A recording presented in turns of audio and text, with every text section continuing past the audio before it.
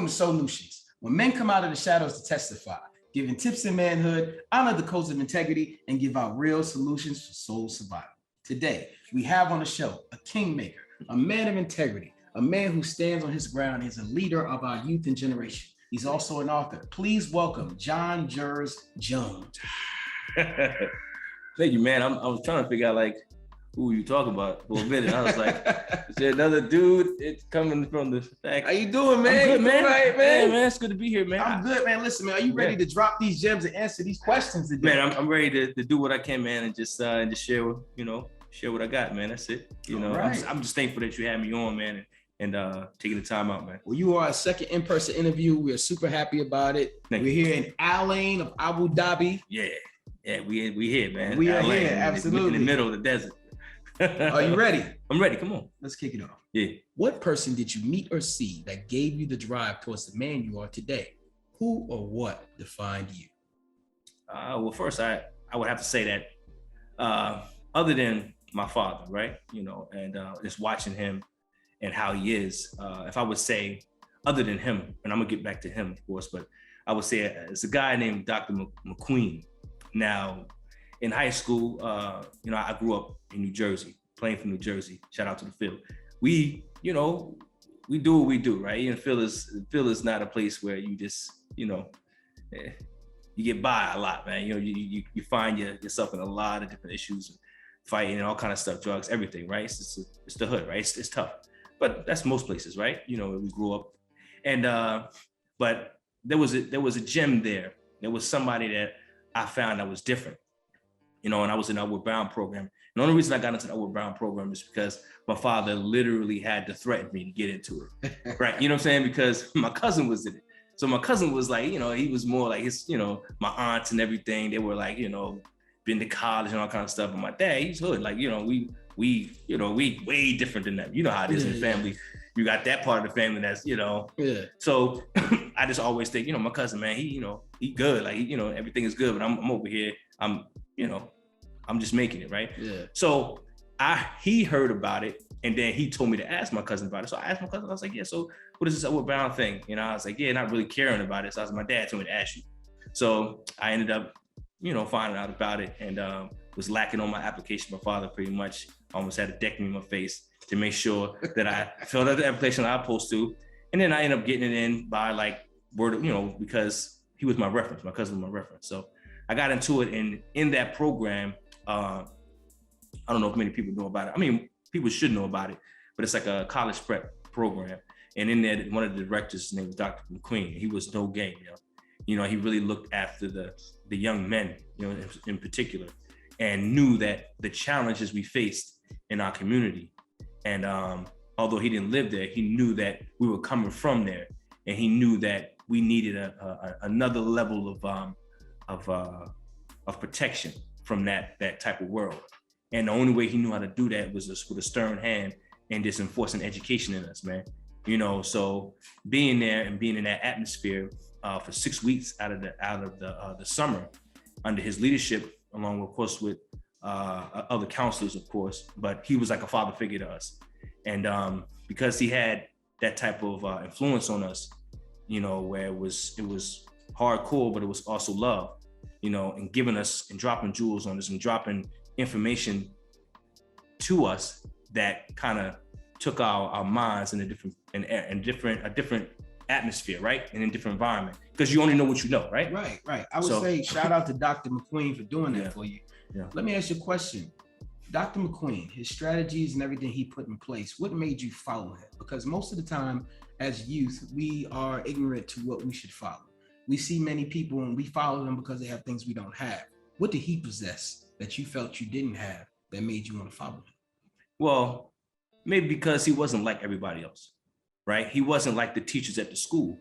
You know what I mean? Like, he was able to talk to us on our level and build and start from where we were. Communication. The communication was like, so he knew the jargon, he knew the slang. He understood where we were at. Okay. But he also understood that you can't, if you want to be successful, you can't be like this. You can't act like this. You can't expect to be great and then do mediocre things or accept mediocrity, right? Quick question. I like to call this an audible question. And this is what I like to do here on the show. Everybody knows I call audible question. Ding, ding, ding, ding. Yeah.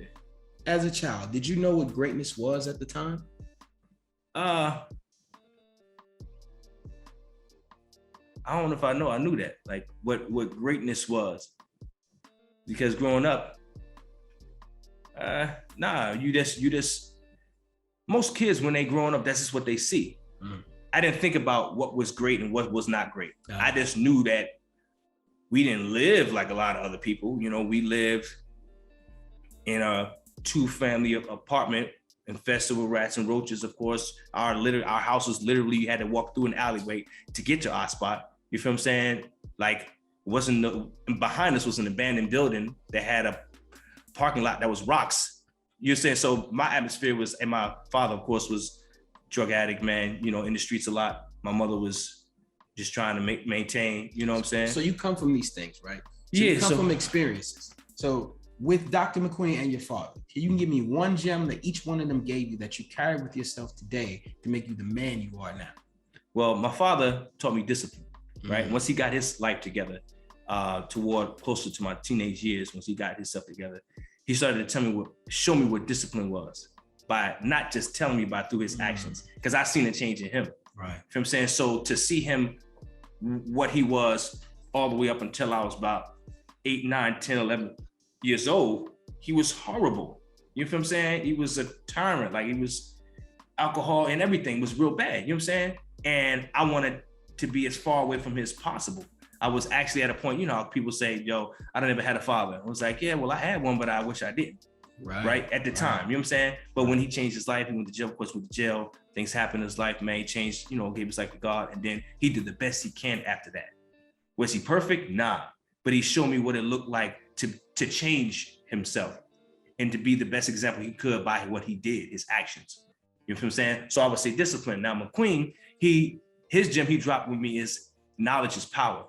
Education is power. You feel what I'm saying? Coming out of your environment is not a bad thing.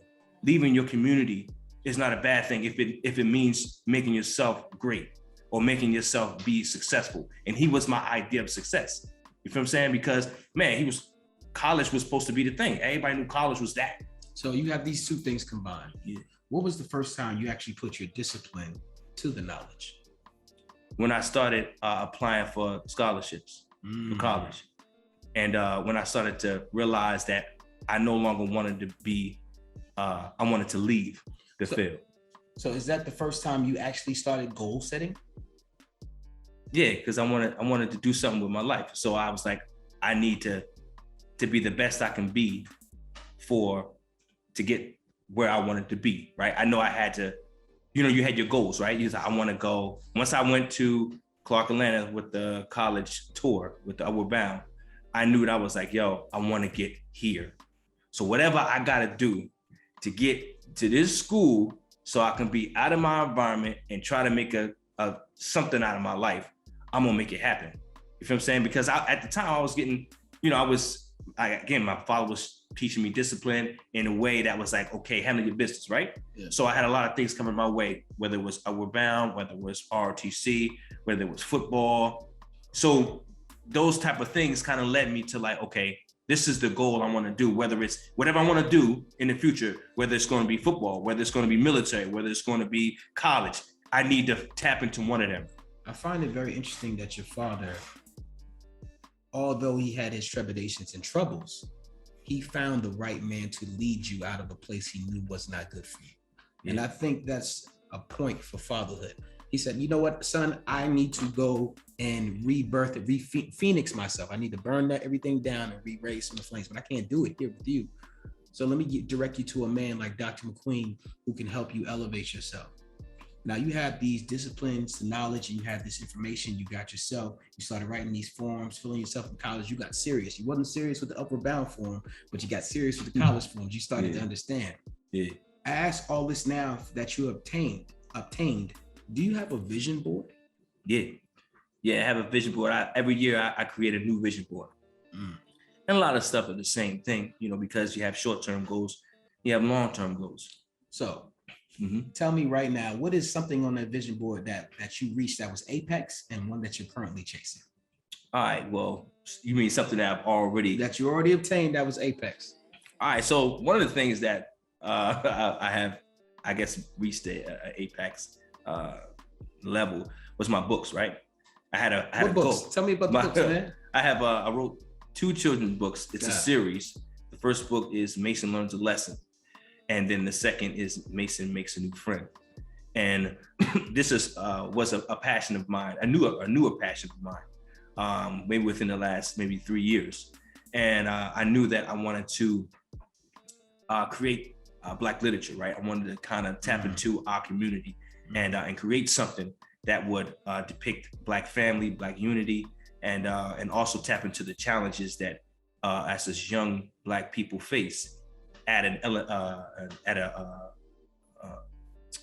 elementary level, right? You know, kids that grow up that are 4, 5, 6 years old.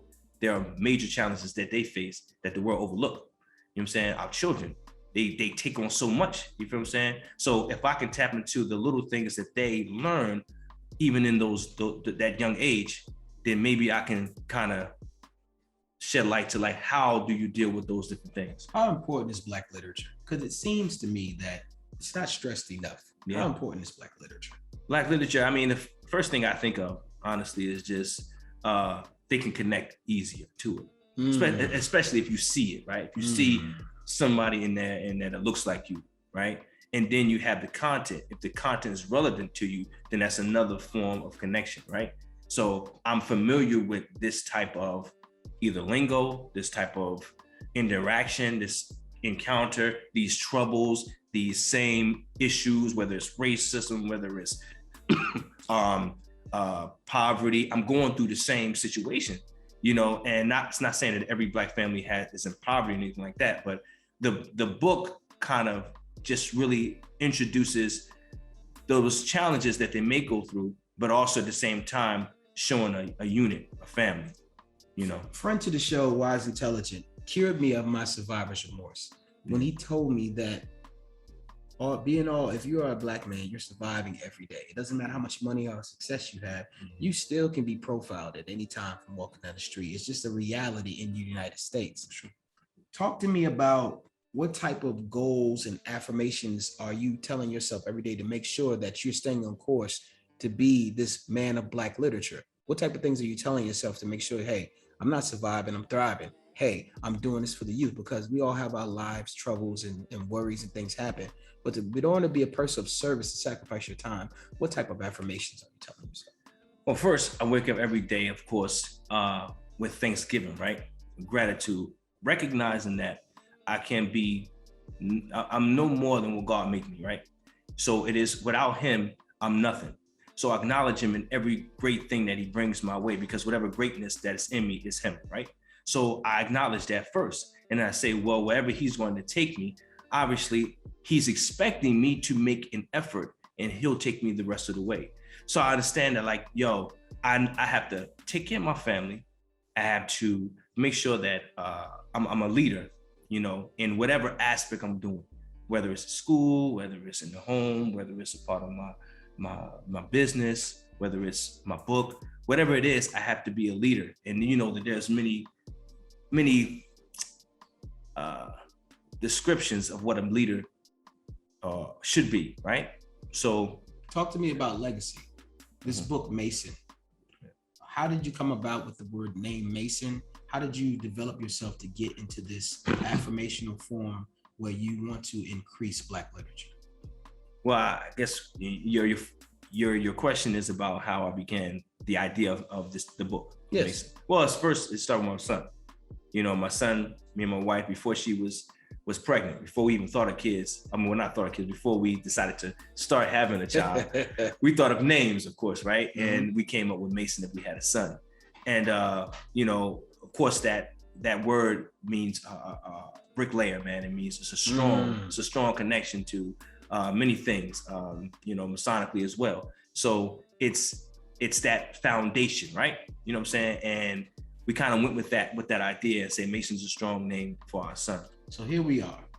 We have Upward Bound. We have your dad showing you the harsh realities of life when people lose a little discipline, but also teaching you discipline. Mm-hmm. We have yourself activating your dopamine in order for you to fill out these forms and go to college. Now you're a father, you're an author, you're a literary author Yeah. for Black literature. Yeah.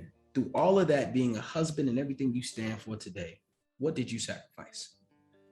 Well, in this journey, man, you have to sacrifice pride, man. You have to sacrifice pride. You have to sacrifice a lot of what's the word? Self-gain, right? Oh. Because it's not about you. So your focus, or my focus, will continue to be upon building others, building the next generation, and setting a foundation for those that come after me, right? You know, and that's just my focus, man. Just helping the next generation, man. Whether it's my children or it's children that come in contact with me, man. That's it. Absolutely. Yeah.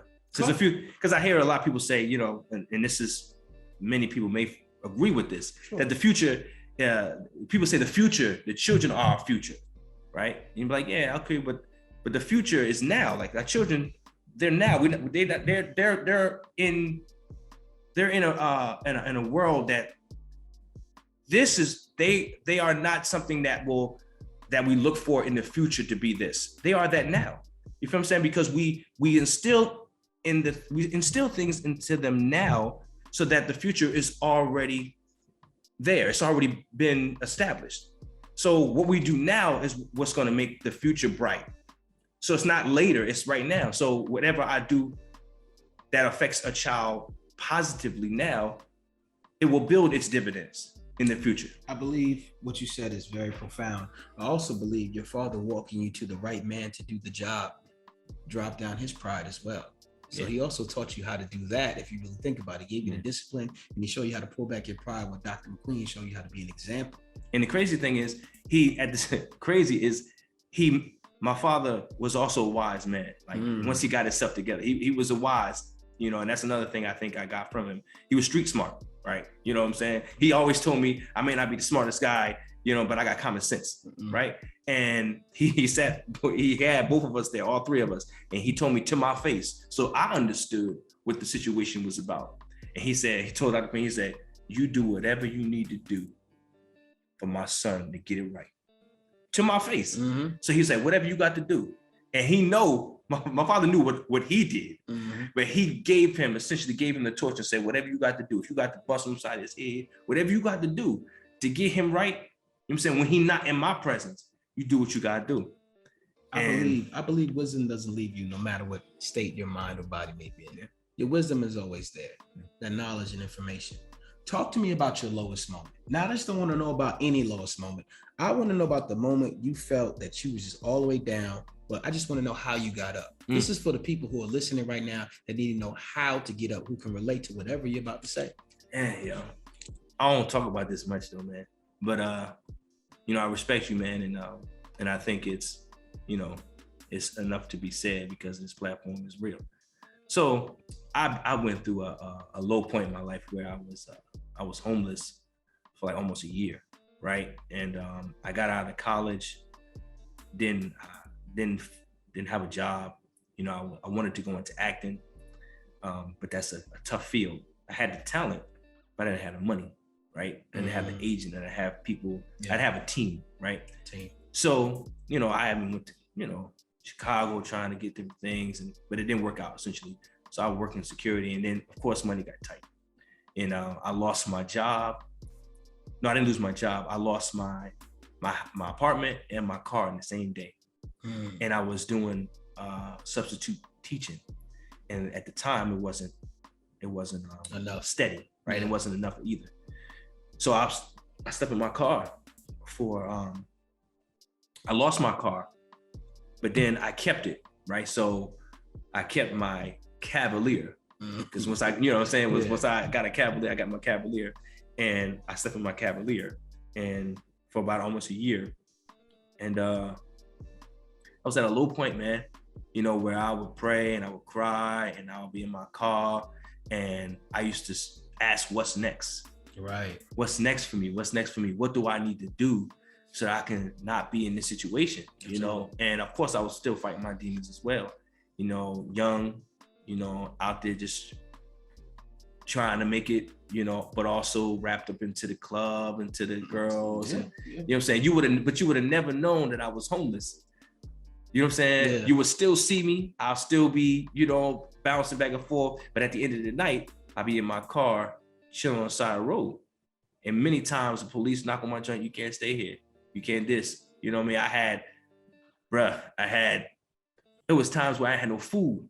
I had no food or nothing to drink, man. I had to go to the Holiday Inn, you know what I'm saying? Atlanta, man, off of Thornton Road. I used to have to go to the Holiday Inn there in the morning, right? To try to find like whatever fruit they had in the breakfast area, you know what I'm saying? Just to have something. I mean, I went almost 2-3 days without eating one time. And it was tough. I used to wait behind McDonald's because I heard that they, at the end of their shifts, they throw away food. So I'm in the back waiting and I'm like, man, they ain't throwing away no food yet. You know what I'm saying? So I'm like, they shutting down and I'm like, where the food at? Like, they like, because the employees probably took all the food with them, but it was tough, yo. So how did you get up? What did you do? This is for, you know, for those people, someone right now is going through exactly what you just said. Someone right now is trying to find a way to feed themselves. What are some of the things that you did to make sure that the God in you came out for you to transform yourself into the man you are today? I had to change my my habits, man. I had to change my my thought pattern. I had to be like, enough is enough, right? Right. And then, you know, lean on who has brought me thus far, which is God, right? You know what I'm saying? And I'm like, yo, I've been neglecting him this whole time. I've been disappointing him for years. So when am I going to start making him proud of me? So I had to start changing up my lifestyle, even though I was homeless. So give us one gem. What did you do directly after you went to God? Yeah. Is action after that? Mm-hmm. What was your actions? I said, well, first thing I need to make some consistent money. So I had to put myself out there, and my first blessing came when I started working at the Boys and Girls Club. It was a part-time gig. So wait, right there. Yeah. Talk to me about when you put yourself out there, because a lot of people don't understand what put yourself out there means. Like, do humble yourself and say, hey, I need a job. Like, what did that process, before you got to the money, what was that process right there, putting yourself out there? Well, letting the universe know what you needed. I already knew that I had been to my lowest point. So where else is there to go? Right. You feel what I'm saying? So like, who am I to make myself higher than what I really am? Like, yo, I don't got nothing. So either you're gonna give me a break or you gonna hire me or not. I'm just gonna still stay on my grind because something gotta change. And a guy named Dr. Smith, Mr. Smith, Boys and Girls Club, Bellwood in the Bluff, Atlanta, Georgia. He gave me a chance. He was like, young man, the only thing I had going for me was I had a college education. That's the only thing I had going for me. And he was like, yo, okay. Well, I'm gonna start you at a PE instructor. And I'm gonna give you 90 days to show yourself. And I said, oh, word. I don't need 90 days to show you. Give me one day, I'll show you what's up. And I did a really good job at my job, and I bust my butt. You know what I'm saying? And I mean, it was like, that was my process. You know what I'm saying? That was that moment where I changed and I said, yo, first of all, I got a steady job now and I'm working with kids and kids is cool. And I'm like, I realized that maybe this is my passion. This is where it's at. You Audible question. Did you need everything you went through so you can appreciate what he gave you? Oh, most certainly. Most certainly, I needed everything because I was a knucklehead, essentially. You know, I thought that life was, you know, being in a club, dancing, you know, drinks, girls, you know, partying. Basically what is sold to us on a regular basis. Yeah, man. So I ask you this question. Yeah. Who you are right now, do you see yourself represented on television? What you mean? The character of man you are, the author, the man who's trying to be upstanding for kids, one who lives a lifestyle of positivity, even though you're not perfect. Do you see the person you are right now? Is that representation on our television screen, on our reality TV? Do you see you? Well, first of all, that's a layered question. Let's break it down, brother. It depends on what you're watching. First of all, it's dependent on what your interest is. Most people watch drama. But for you, do you see you? I see me? You know, people watch TV and say, he acts just like me, or I can understand because we going through the same thing. Do you see you? Yeah, I see myself. And where? I see, like, there are many people that are like successful Black men, right? In this world, man. You know what I'm saying? And what you got? You know, they all have, of course, their situations, man, that they go through. But I look at people like, for example, I look at Denzel, I look at Will Smith, I look at Martin Lawrence, I look at Dave Chappelle, I look at multiple. The reason I ask this question is because those who are trying to change or better themselves and put themselves in a different reality of focus, they need to know some of the things that we do to find like-minded people or to feed off their energy in order to change their muscle memory to get out of what we were programmed to do.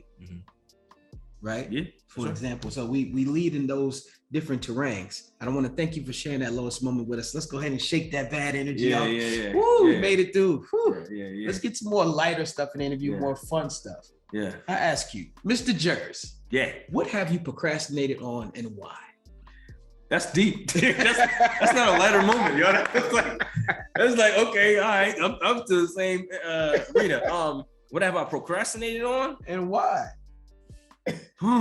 Man, like this, honestly, not recently, man. I haven't really procrastinated on anything recently, man. That's good. Because everything right now is urgent. I look at everything as urgent. Everything is discipline. Yeah, everything is like, okay, it's going to get done. I'm going to make it done. That's no time to discipline over motivation, everybody. I'm telling you right now, shout out to Jerz. Discipline over motivation. Absolutely. For sure.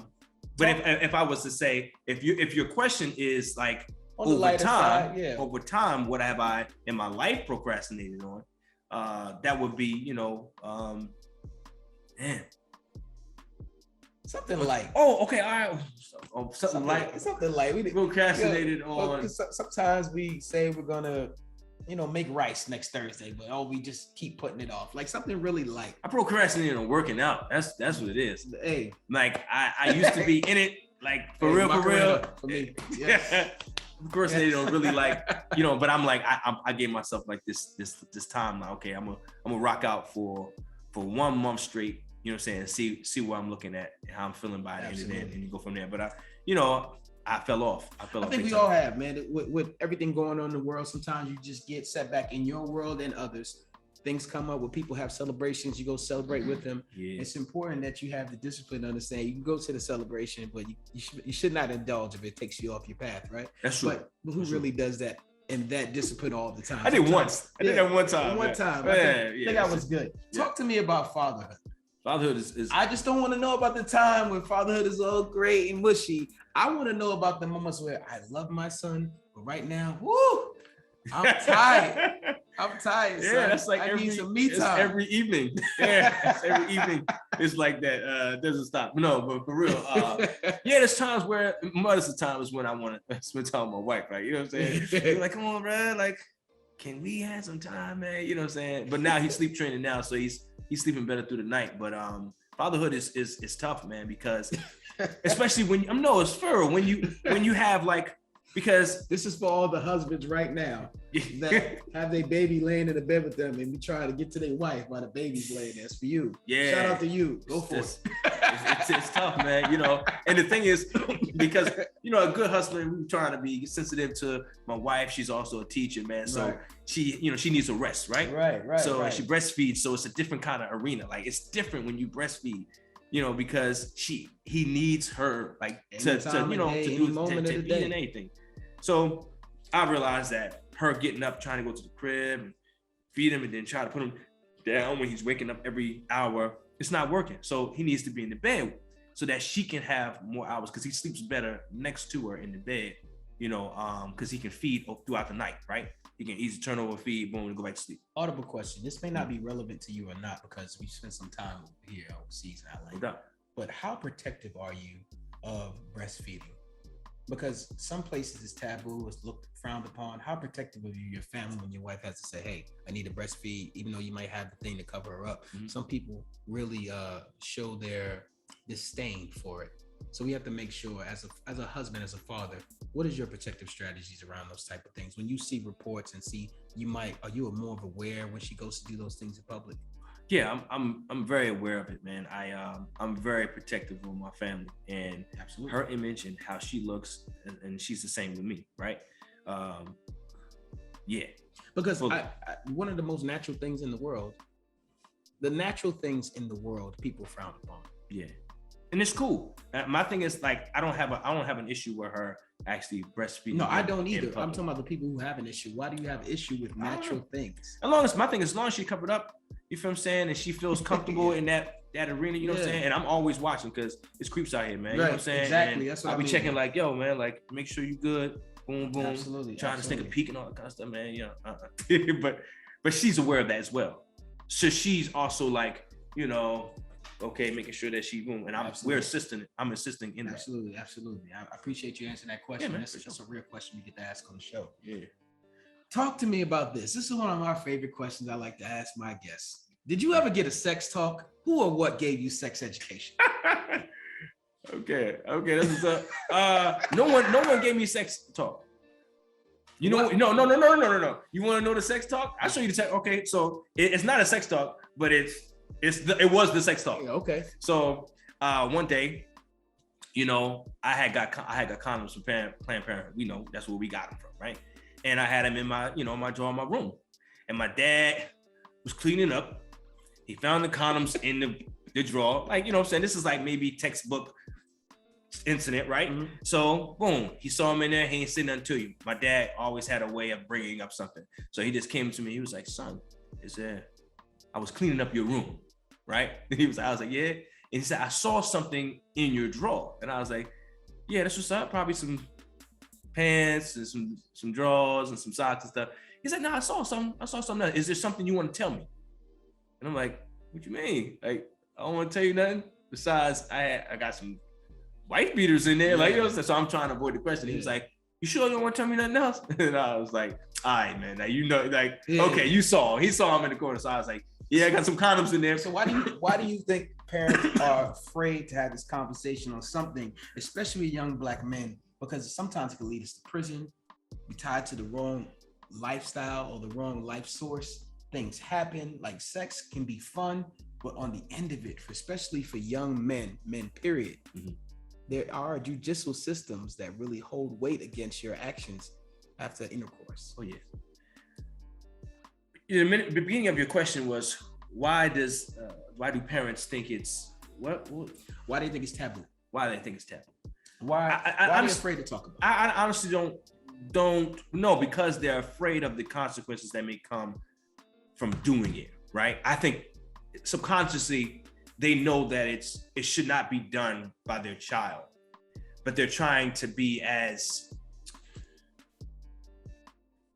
neutral as possible, right? Not to. But you know what I'm saying? It goes right back to when we talk about the breastfeeding. One of the most natural things in the world, reproduction, right? It's gonna happen. Yeah. We don't want it to happen young, but we can't determine when someone's peak of interest is gonna happen. Like, right. I once heard a story about a man and a father riding down the road together. Man, the kid was 14. Mm-hmm. He's riding with his son. He says, "Son, it's time we talked about sex." You know what the son said to him? Yeah. "Sure, Dad. What you want to know?" Right. I get it. That's why I feel like I don't think it's taboo to talk about it, or it's like, it just should be afraid to talk about it. I don't think so. So because whether or not I charge you with this now. No doubt, for sure. So when young Mason gets older, I'm gonna talk about him for sure. I'm gonna talk about. Age do you think you approach him? I'm gonna talk about it whenever his eyes start glued on girls. When I start seeing his mannerisms start to change, I'm like, "Hey man, what's going on?" Like, okay, all right. When he's able to piss by himself without, you know what I'm saying? Hey, listen to me, man. The girls at the school, man. You know what I'm saying? I mean, because my dad never had a sex talk to me, but he would say stuff like, "Stay away from the girls." Stuff like that, right? I know, You don't say stuff like and that. You jump on the porch, yeah. Right. You hear all types of stuff from people. Like, you know, as you know, you're the man, you're getting it. Like we get all these kind of side quotes, but it's not really a situation where I think men need to be more prepared of what emotions and everything that floods in. Yeah. I know it sounds like, oh, he's being super tight about it, but think about the real realities of the troubles we get into behind not being prepared mentally for what it feels so good and what we love to do. It's a new era, man. Like we're not living in the cities, 60s, 70s, not even in the 80s, man. We're not living in those times no more. These kids, everything is sex. Everything. Marketing, it ain't marketing unless it has something to do with some erotic or something sexual or some way. You know what I'm saying?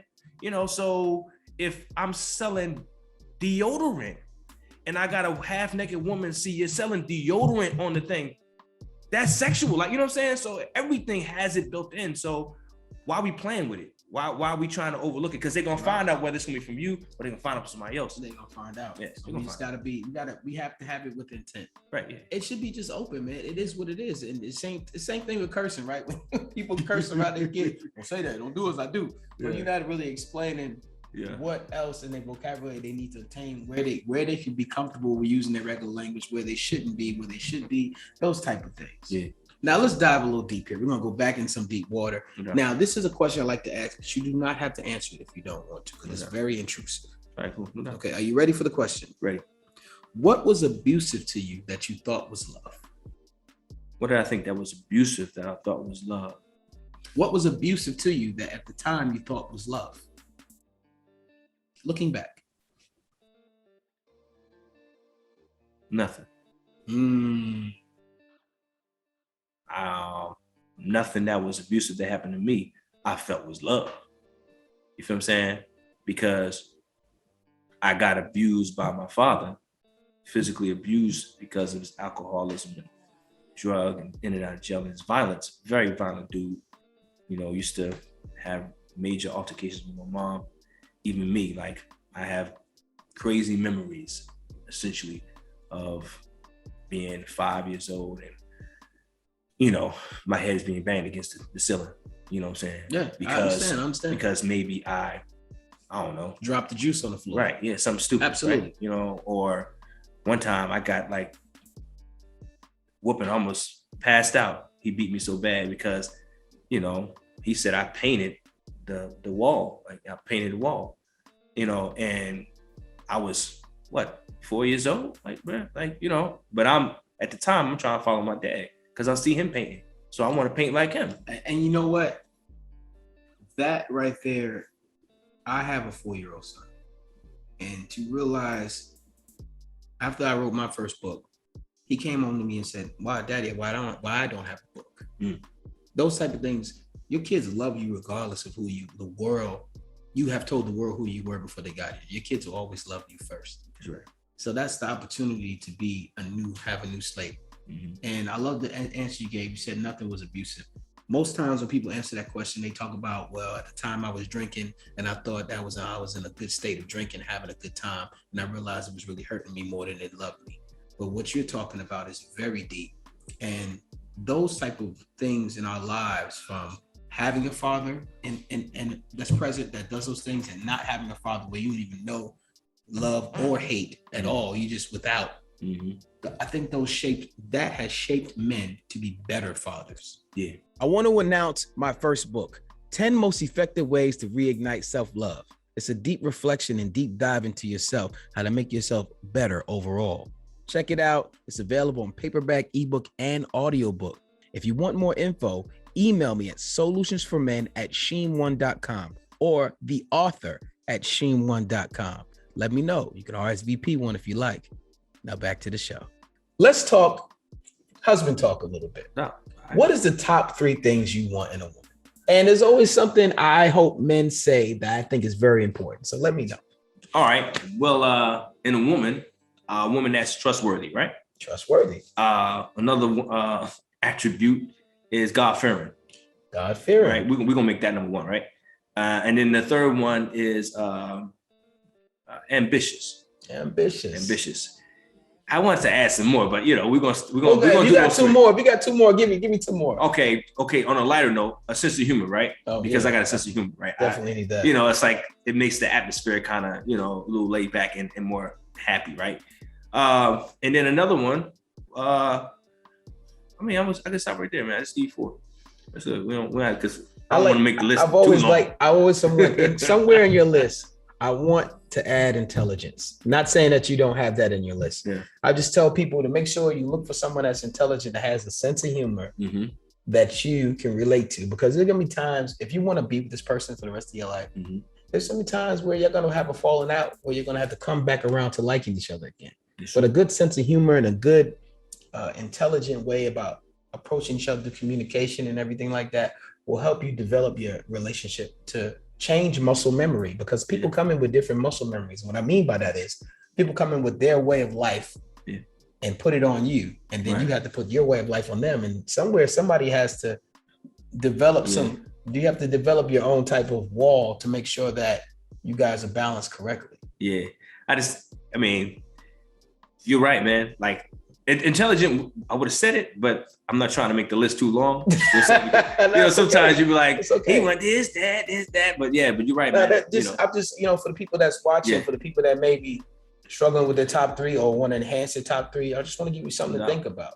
Yeah. That intelligence is super important, because at the end of the day, these women are supposed to be our teachers, our nurturers, supposed to be, things change, things develop, things grow. But most of the time they are developers and whom we learn our process and learn ourselves. Yeah. Talk to me about communication. How much are you trying to understand communication? Are you familiar with the 5 love languages? Yeah, for sure. Absolutely. That's one of the first things before me and my wife got married, during our courtship, man. Yes. We did a lot of, we still do, read a lot of books. That was one of the things, the 5 love languages, trying to understand how we need to love one another, because it doesn't work when you try to love someone the way you want to be loved, right? It most of the time, it may not work. You may get lucky, right? But to know for sure, it'll be a better outcome for you. Outstanding. You said that, because that is one of my main focal points in that question, to let people understand the way you want to be loved, or the way is not the way you give out the love. If you're a person who likes something and that's what you're prepared to give out, that might not be what that person wants from you.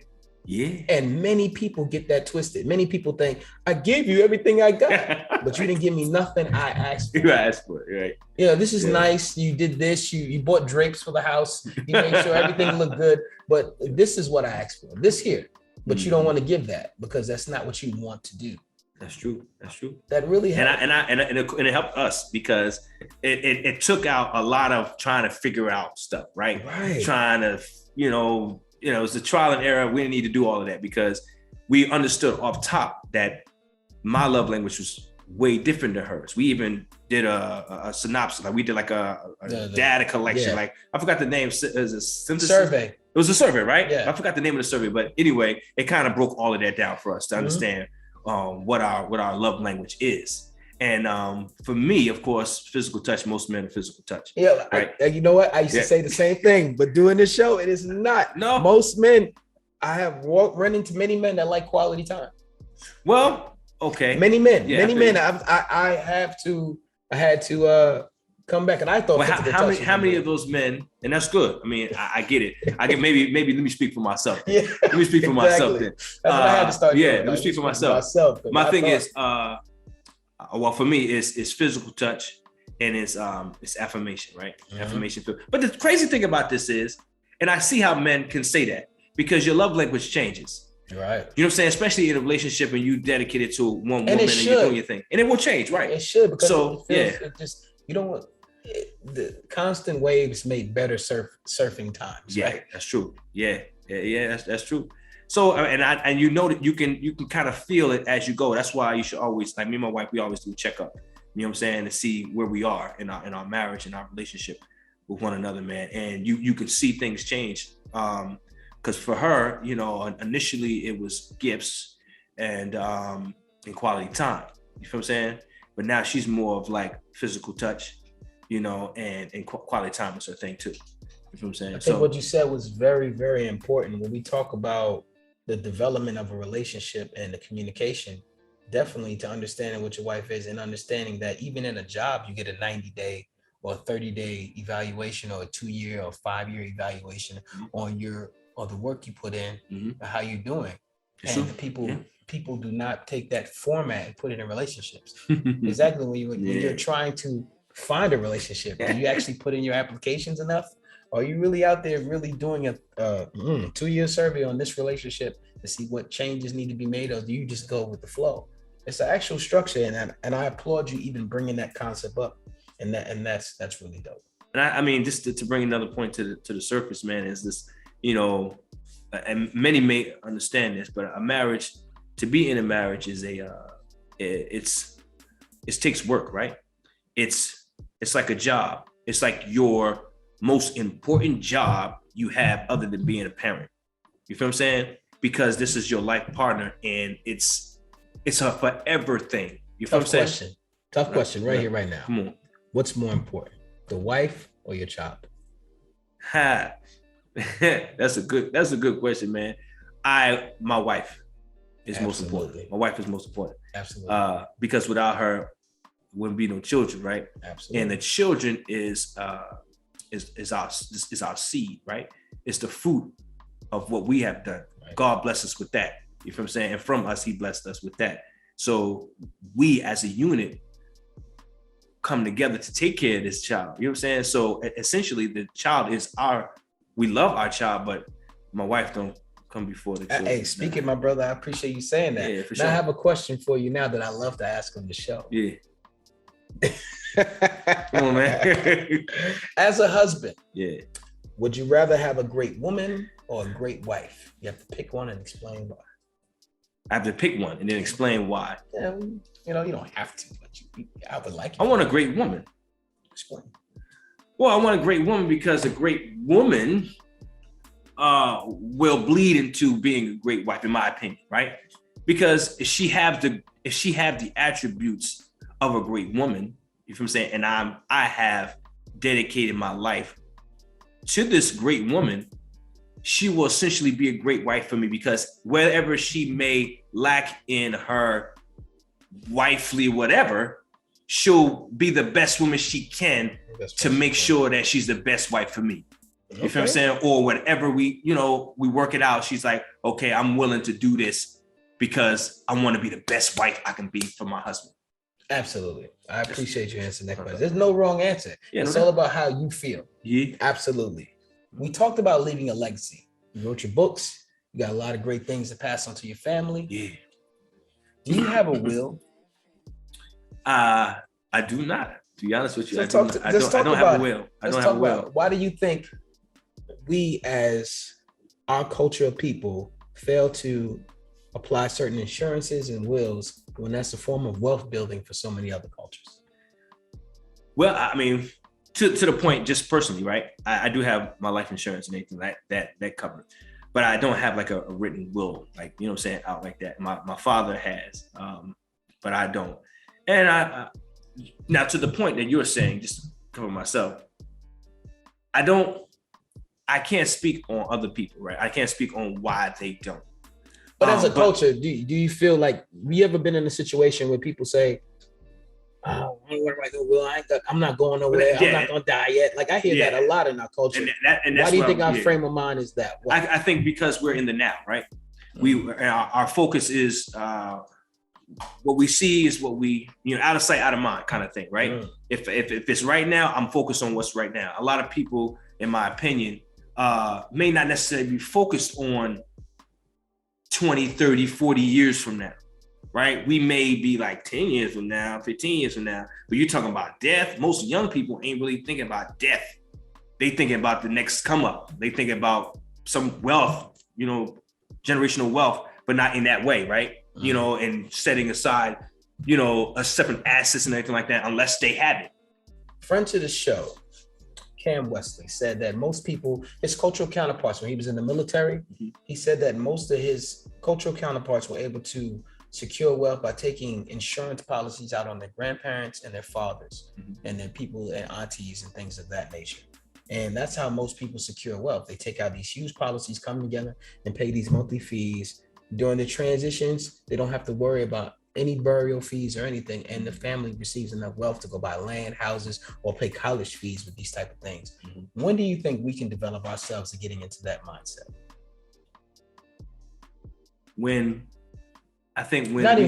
How? Excuse me, how? Because you can't speak for everyone, like you said, right? But what is a formula you think how we can get into that mindset? By putting more focus on the next generation, honestly, in my opinion, if I'm answering correctly. Thinking about the next steps of stability for our family. Right. When you start thinking about how are my children going to be able to sustain themselves after I leave, or even sometimes because you have where, you know, policies where you can take it out early, you know, especially those will policies where you can take them out early and, you know, you can, I forgot the name of it, but you can pretty much, it's like a will, but it's not, it's like a while I'm living will, right? A living will, right? A living will, right? Where you can break it up and do whatever you want to do, but it's about educating yourself. Right. You know what I'm saying? You got to educate yourself. And not only educating yourself, but when you hear about it, because a lot of times we hear about something and then it go in one ear and out the other. We associate it to death and negativity. Right. And so we just like, okay, cool, that's what's up. But we don't take the time to really research that and try to figure out, okay, so what is this? What does it mean? And, you know, I think also packaging it with a bow will be good too. When you say, hey, man, you know, somebody down your family, you can come up, you know, and if you put it in our terms and like Dr. McQueen did for you, he spoke in your language, as you said before, he spoke in your language. And we start speaking in that language of each level that we're on, maybe we can get some more people that like, well, you know, when this happens, this can really happen. This is going to happen. Because sometimes. And that's what most insurance recruiters do, right? They come to your house and they give you this, man, you know, the insurance is this and that. You said, but like you said, like we need more of that rhetoric just in the community. Just rhetoric. That's why we're talking. You know, not just by somebody just selling us something, right? Absolutely. Because it's a different like conversation. You know what I'm saying? This is why we're talking about it today. Question: if you were on your way to an award show, this is the first time I'm asking this question. So, ladies and gentlemen, give it up for Mr. Jerz about to answer this first question on SOULutions. All right, here we go. If you were on your way to an award show to receive an award, would you rather have Father of the Year or Man of the Year?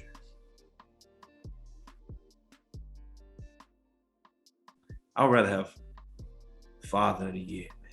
Explain. That's dope. Father of the Year because it's more personal. You feel what I'm saying? Because I take pride in being a father. I take pride in taking care of my kids. Right? You know what I'm saying? That's an obligation that I have that I'm very proud to do. And it's not a burden to be a father. Absolutely. It's like, dude, you the Father of the Year, man. And it just hits different for me. Because it's more personal. Anybody can be Man of the Year. You know what I'm saying? But there's a different category. It's under that title, there are different like qualifications. There's different objectives. There's different, you know what I'm saying? It's not the same as Man of the Year. Yeah. Because a Man of the Year may not be doing what a Father of the Year would be doing. Right. You feel what I'm saying? You're absolutely right. Like, I think again, and again, it's actually, I'm thinking a lot more now because Father of the Year, it also speaks to the unity of family, the unity of connecting and for me, my Black family. You feel what I'm saying? And being a representation of what fathers should be and is that are out there. You feel what I'm saying? That a Black man, there are Black fathers out there that's doing their thing. You feel what I'm saying? We ain't all deadbeat dads. We ain't this, we ain't that, what we're, you know, some would portray us to be. No, there's a Black man that's coming to get an award and he is a Father of the Year. Come on, man. Shout out to all the fathers. This is for everybody. Right. It's not just for this father. It's for all the fathers that's doing anything out there. So we celebrate together, you know what I'm saying? And by being a Father of the Year, that makes you a great man. You're a great man because you're the Father of the Year. You can't be a great man and not be a Father of the Year. Sir, you just raised the bar of accountability for all fathers, and I appreciate that. Absolutely. Give me a fist bump on that. Sir. Yes, sir. Got it. Validation from your partner. Yeah, now it's like you win a championship when you meet the right woman. for Mr. Jerz. Do you defend the title? And what I mean by that is, are you competing with the best versions with yourself every year to make sure that you are the man in her eyes? Are you putting pressure on her to say, I got to keep up with my man because he is out there looking great? Yeah, well, I'm naturally competitive. And I do that. I do take pride again in outdoing my wife, which is nothing wrong with that. You know There's nothing wrong with that. You hear me, fellas? Yeah. Put pressure on your wives. You got to put pressure on her. You got to make her know that she has something great and worth fighting for every second of the day. Every night, I got to fight to prove my love. Prove my love. Prove my love. But it's fun. It's fun doing it, man, because, you know, it's, again, you know, she'll recognize the effort I'm putting into, you know, putting on myself to put her in her rightful place as my queen. You feel what I'm saying? In her rightful, you know, pedestal. You know what I'm saying? And that's necessary, man, because, you know, every woman is different, right? But in my opinion, every woman, a stand-up woman, want to be treated like a queen from her man. So from a man that she has fallen in love with or wants to be a wife to, right? You know what I'm saying? Everything. So for sure, man. Absolutely. I came up with something called operating at 100%. Yeah. And what I mean by that is I took 5 categories: purpose, health, confidence, money, and knowledge. Again, that's purpose, health, confidence, money, and knowledge. I gave them each 20%, totaling up to 100%. Yeah.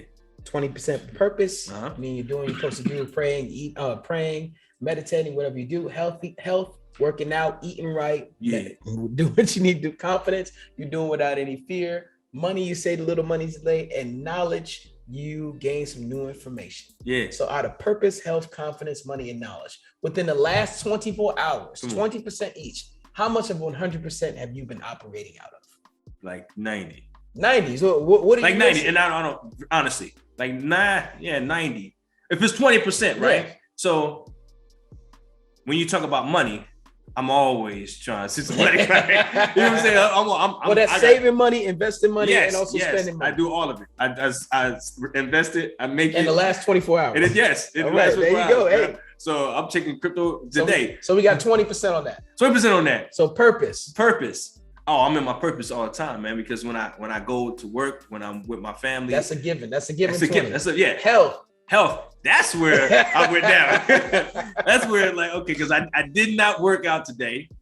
I was going to work out today, but I was like, I'd rather spend more of the purpose with my family. So I went over my purpose to spend more time with my family. 20%. Right. Confidence. Did you have any fear, any trepidations of anything you did today? No. I approach my day every day with confidence, knowing that with God I can do anything. Anything is possible, right? Absolutely. So I move with that kind of passion and determination, man, and confidence. So 90%, man, that's a beautiful thing. Yeah, it's pretty good. Now, am I always 9% every day like that? No. Nah. But it's just something that you can keep in place. You can do a weekly schedule to see where you're at in life when you're trying to obtain certain goals, or say grade yourself in life when you are not somewhere you want to be. You have to really look at yourself and say, well, the whole month of this month, I'm only operated at 68% when I needed to be at least 85 or above to reach the goal. I understand it's me.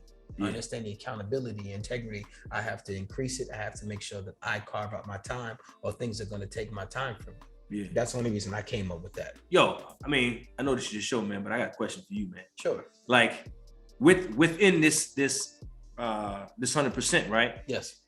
At any point, do you think that your wife plays a role in you reaching that 100%? Or is it just all me, or does my wife as my partner?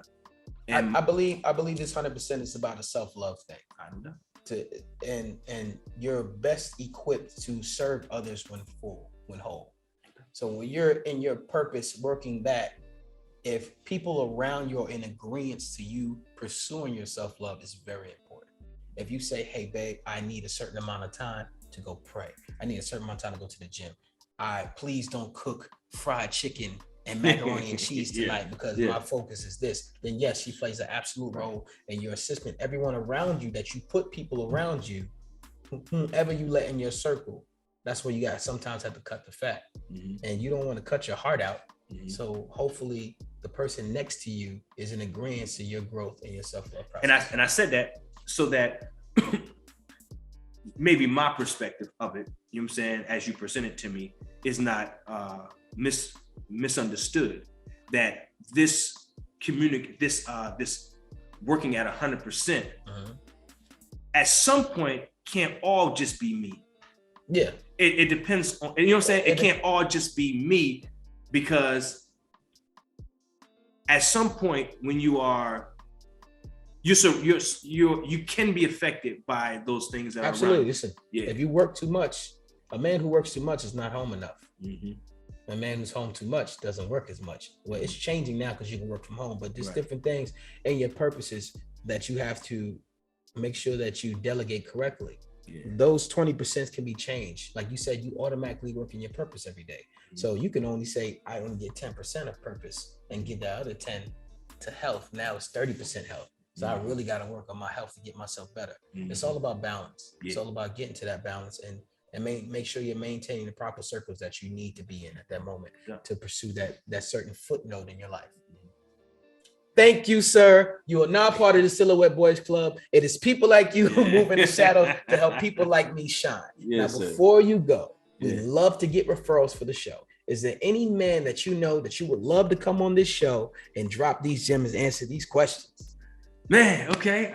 Because you already got a lot of guys, man. Yeah. I mean, it's been somebody you can connect us with that I don't know.